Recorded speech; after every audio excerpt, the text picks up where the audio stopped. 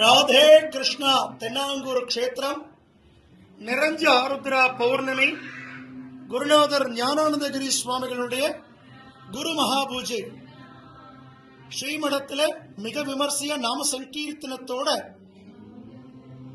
குரு ஆராதனை நடந்துருக்க நம்ம பாண்டுரங்க சுவாமிக்கு பூரணமான வெண்ணெய் காப்பு. எப்படி குருஜி ஆராதனை போது சந்தன காப்போ, சுவாமியினுடைய ஆராதனையும் போது பூர்ணமான வெண்ணெய் அலங்காரம். கிட்டத்தட்ட 160 கிலோ வெண்ணெய் பெருமாள் திருமேனில சாத்திண்டு நவநீத கிருஷ்ணனாக திவ்ய தரிசனம் கொடுக்கிறார்.